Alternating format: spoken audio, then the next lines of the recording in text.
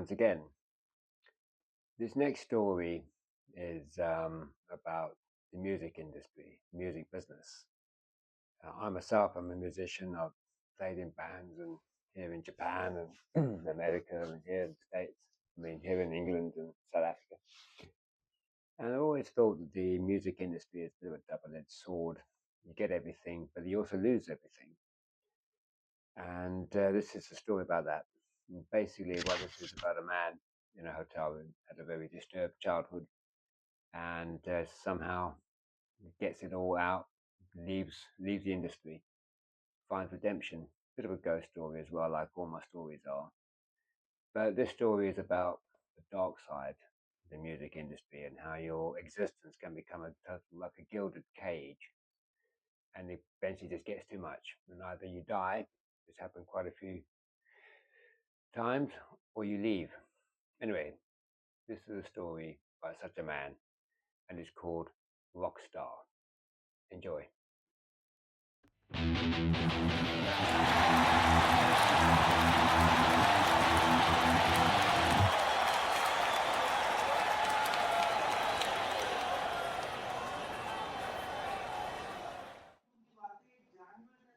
Cecil Hotel, Los Angeles, 1999, room 203.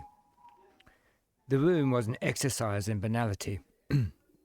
Like millions of hotel rooms around the world, it was a transit camp, with no thought for homeliness or familiar sights. Windows gazed out into the night that gave sound to the millions of people outside. Inside this room was a huge chair, and in front of this room, in front of his throne, was a TV, throwing a moving glow across the room. Here he sat, gazing with a dummy-head expression at the flickering images of people. They were manifesting their lives in the studio somewhere. He was alone. God knows he had been alone for a long time now. Adored and famous, but oh, so utterly alone. A few miles away, thousands of people were waiting for him. The huge auditorium full of expecting souls, eager for his music, his glimmer, for him to put on his clown suit and to be the man he was not really. The microphone stand was on the stage, its back to the audience, waiting to send his screams to the huge amplifiers. The guitars waiting for him, waiting in cradles, and the huge drum kit, like the huge stage show, waiting for him to appear.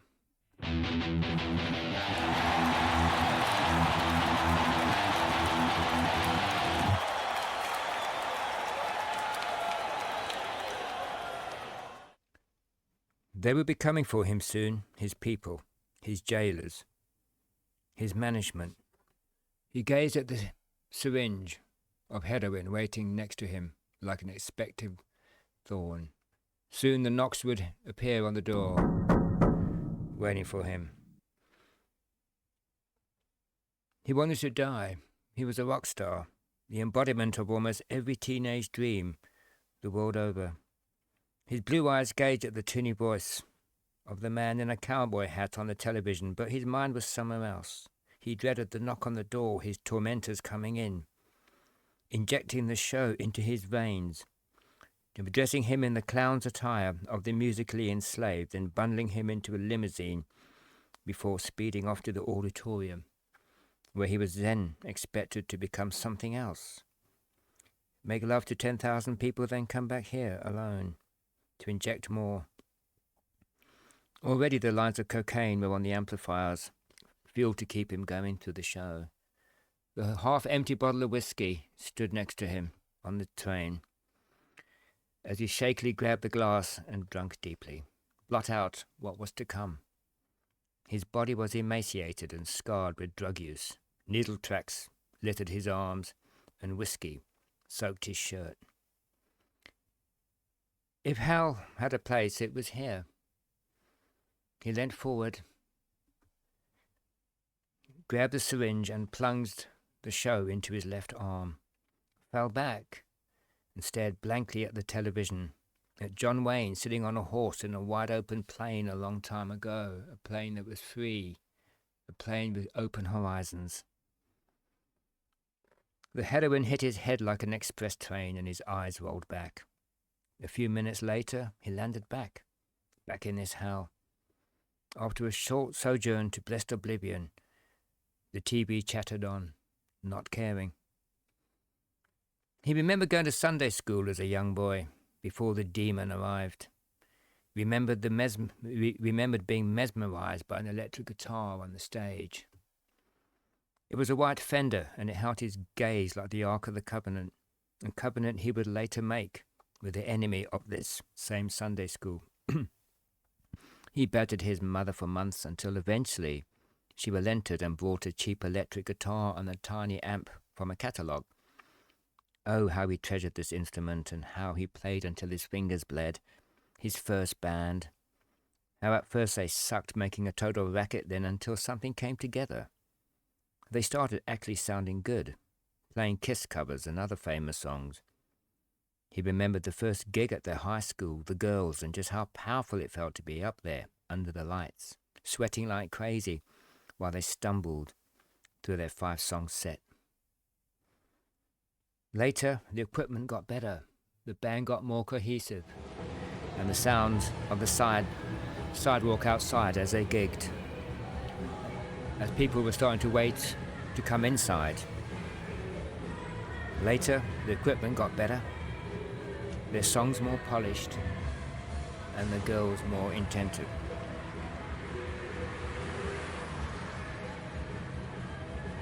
Then one day, he started to write his first song. They started to debut it at a local flea hole with blood on the walls, cum on the floors, and a smell that was, interesting. Remembering hearing a pin drop, then a shattering roar as a tray the waitress was holding fell to the floor, to mesmerize she was by the power of his song. He remembered the gigs getting bigger, the crowds more vocal, and the man approaching them one night, a man in a suit, a powerful man, a man who could give you the keys to the kingdom, though only much later would you find out that the price was your soul. The record signing, the company bash, the first record, the first tour, the first hotel rooms, groupies, and then the man backstage with the briefcase. This man was called the Doctor.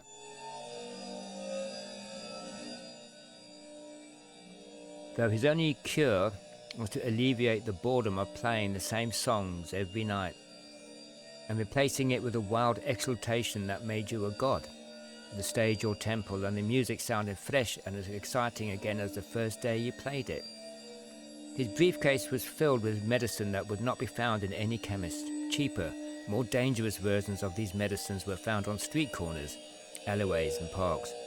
But no, his special brand was pure China White Acapulco Gold, riding the lightning, pure heroin, pure hell. But this medicine had no mention of a warning label of the crushing come-down. The morning after, having to vomit in a hotel room, some girl comatose, and you wanting to literally kill yourself. No. The easiest cure for this problem is to shoot up again. Start feeling human. Tour bus. Next hotel. Shoot up before sound check. Come back to hotel. Shoot up again. Start drinking. Knock on door. Ride to auditorium. Or whatever cavernous prison they were playing next. Shoot up in the dressing room. Get sex from groupie. Hit stage. A few lines of cocaine during set. Come off. Limo back to hotel. Shoot up. Drink. Sex. Pass out. That is his life. And it's a life he doesn't no longer wants. He remembers Robert Johnson, the ordinary, unassuming, mediocre talent who went away one day, only to return with a haunted look and an unearthly talent. Did all his recordings facing the wall, obviously scared out of his wits, and wrote songs titled Hellhound on My Tail. Rumour was he met the devil at the crossroads one night, and he exchanged his soul for a dark, unearthly talent. He thinks about Paganini, the 18th century violinist who did fretboard tabbing before Eddie Van Halen, and who wrote a song with the devil called The Devil's Trill that was so incredibly good that good Victorian folks were convinced they saw Satan powering his elbow as he blasted that violin through the crowd. Imagine him now with a Gibson Les Paul and a 100-watt Marshall stack. He was tall, pale and thin, looked almost like an animated corpse, and could play with an ability that was almost unearthly and definitely supernatural. But then when he died, his corpse disappeared. The church refused his burial on consecrated grounds to this day. The body of the greatest violinist ever remains unclaimed and unknown. Jimmy Page, guitarist of Led Zeppelin, obsessed with that Aleister Crowley, buying his strange hollow mansion on the shores of Loch Ness. Apparently Crowley brought the house to perform a satanic ritual, with the house needing to have a north-facing door, beach sand and other criteria. For 6 months he applied himself to summoning a demon with his ritual, then one day he just left, leaving the ritual half unfinished and leaving a door open that was better remaining closed. Jimmy Page buying it, but very guarded about what it meant to him. Led Zeppelin, John Bonham dying, alone, drowning in vodka, Robert Plant having a horrific accident, Paul Jones, the bassist, having nothing to do with the mansion and the sudden death of the biggest band in the world. Helter Skelter, written on the blood on the wall, Sympathy for the Devil, at Altamont, Mick Jagger bathed in red, whilst a young black man stabbed to death bathed in a green suit, lying at his feet. Norwegian black metal, boys painted like badgers, shotgun blast to the head, stabbings in the stairwell, and churches lighting up the sky as they burnt to the ground, the pigs' heads on spikes, while the band performed what can be known as a satanic ritual. Smoke, growls. Keith Moon dead in a bed. Jim Morrison dead in a bathtub. Elvis dead in a bathroom. Even the King had to die.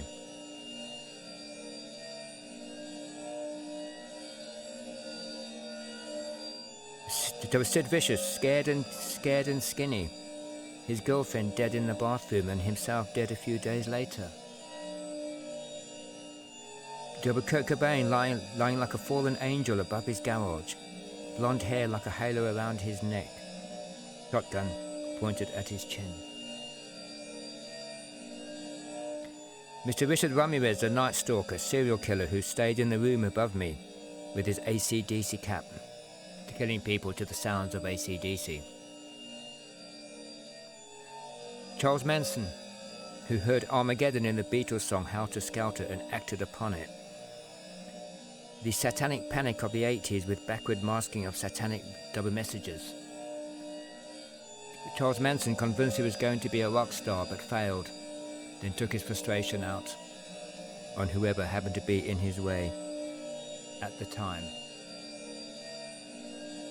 Anton LaFay, the leader of the First Church of Satan. The Eagles' song Hotel California is about that church. A lot of famous stars were members of that church.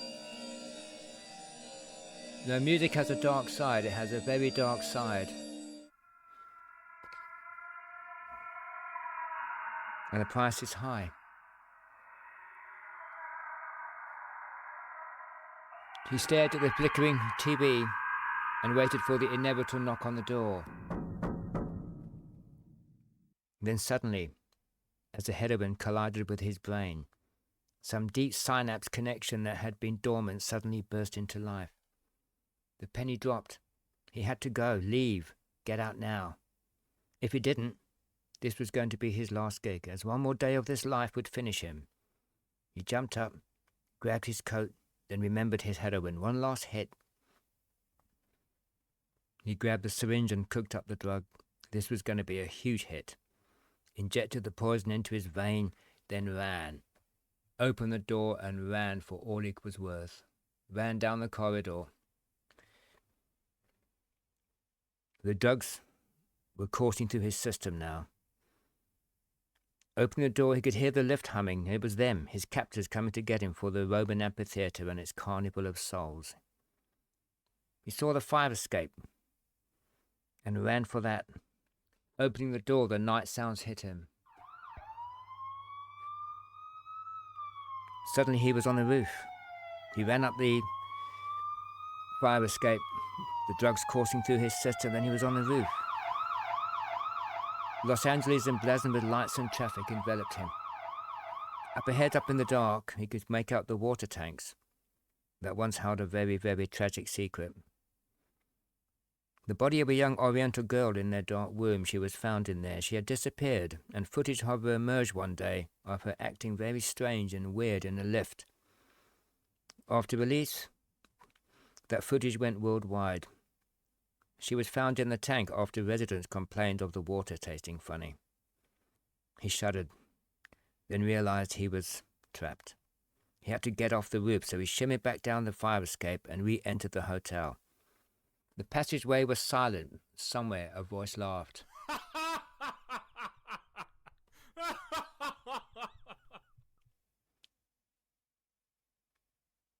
Then suddenly a lift opened in front of him.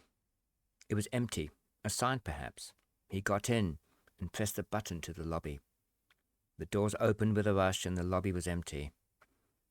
He started to run, out the doors and into the street. The drugs were coursing through his system now, and he was firing on all cylinders, and he ran and ran and ran into the night, past Skid Row with his tents of despair, past the huge amphitheatre where the crowd were now getting impatient, his bandmates who hated him anyway, fidgeting in the dressing room, and his managers by now frantic.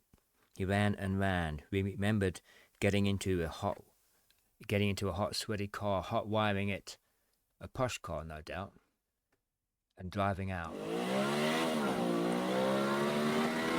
He drove and he drove and he drove, carried on driving through the night, out the city, deep into the countryside. He ran, he ran, and he ran with the car, going further and further, till eventually the car ran out of petrol and he stopped. He got out, and by that time it was almost daylight, and he ran some more and ran some more, and started running again. So somewhere along the line things went blurry and he passed out somewhere. I don't know where he passed out. He doesn't know where he passed out. But he woke up. Opening his eyes, he saw a ceiling, old and decaying. A rhythmic creak emanating from outside. He slowly got up and saw a cornfield through the window. The stalks swaying gently like a massed choir in the wind. He was in a bedroom. How he got here, he had no idea. And that strange creak carried on outside. He got out of the bed and almost fell. Damn, he was so weak. He knew somewhere he had overdosed. 3 of his teeth were missing. The blood-filled cavities filled with pain. His hair was matted with dirt and blood, and his emaciated body covered with bruises. He needed a fix, and was painfully aware that his drugs were gone, left behind in his flight for freedom. He had no idea how long he had been here, or for all that mattered now how he even got here. All he knew is that he wanted to die. Stumbling through the dusty living room, he headed for the source of that strange creaking sound emanating from outside. She was old yet young. She sat in an old rocking chair that was the sound of the strange creaking noise. She was also dead, very dead, and had been partially mummified by the dry air. He started back in alarm and fell into a scarred old armchair, slack-jawed with shock. The chair kept rocking. Then he noticed by her feet a book. He leant forward to have a closer look and saw that her features were serene and tranquil. Her mouth, that was still reasonably beautiful before age burnished it, was curled up in a smile.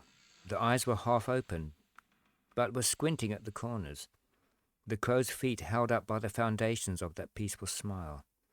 He gently eased the book out from under her feet, then hobbled back to the armchair. Settling down, he began to read. It was dark. With a start, he looked up from the page he was reading, shocked at where the time had gone. She was still there, rocking peacefully, slowly, filling the porch that was bathed in moonlight.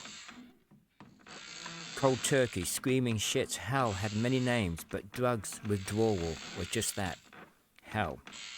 It was his time, he knew. It was his time to face this demon.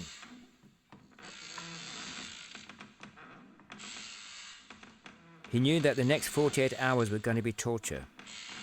But what he had read in that book had given him the strength and conviction.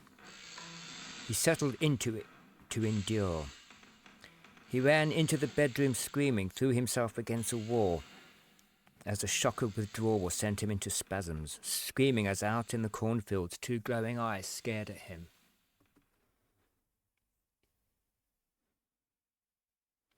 The demon. The same one his mother brought home one day from the bar after his father had died. The same one who changed after a bottle or 2. The same one who hit him, cursed him, then one dark horror-filled night came up to his room and unbuckled his belt. The same one who went out into the field one fine day and blew out his brains with a hunting rifle. He screamed at the demon, but he just sat out in the moonlight cornfield and stared right back at him. He had no idea how many days he was in that house, screaming and bouncing against the walls, naked in his own filth, as the drugs waved their last goodbye with a very vicious handshake. No idea how he must have looked, running round a deserted cabin with a corpse on the porch and a demon in the fields, with the squeak of the rocking chair getting ever louder. He was dimly aware of a woman who held him in her arms as he cried, and who read his pain inflicted by that demon so many years ago, and with a woman's strength and outrage, she killed it with him. He was dimly aware of the creek,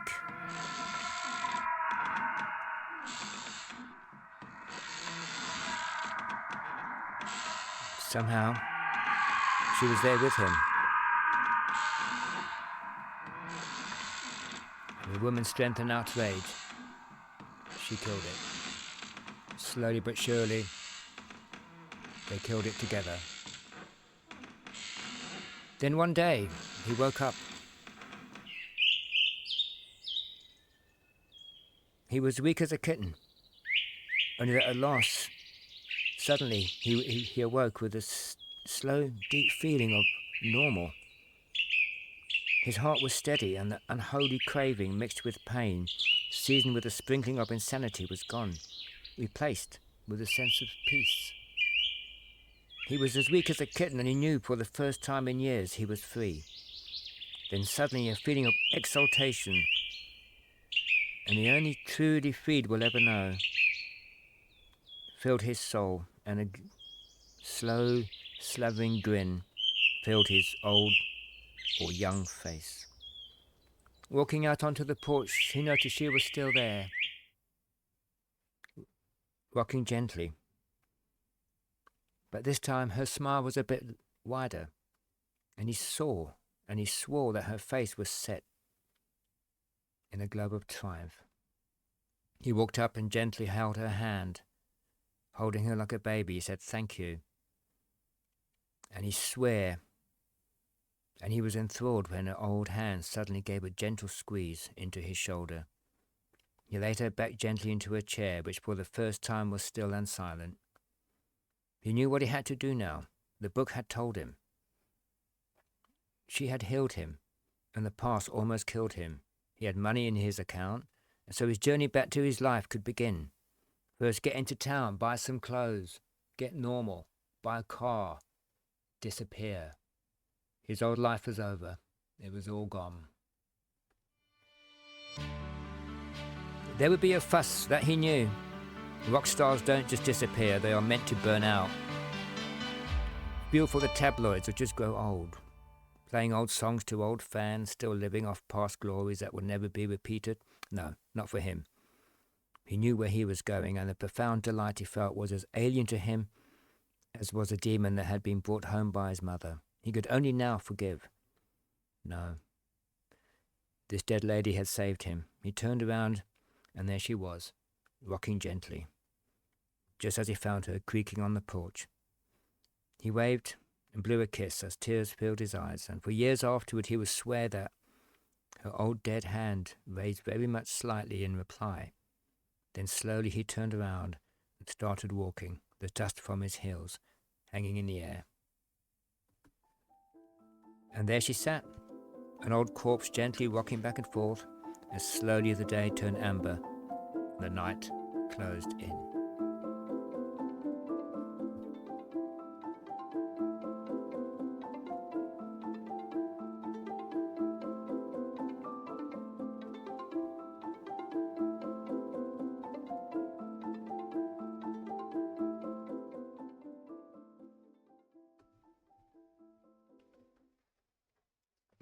Epilogue.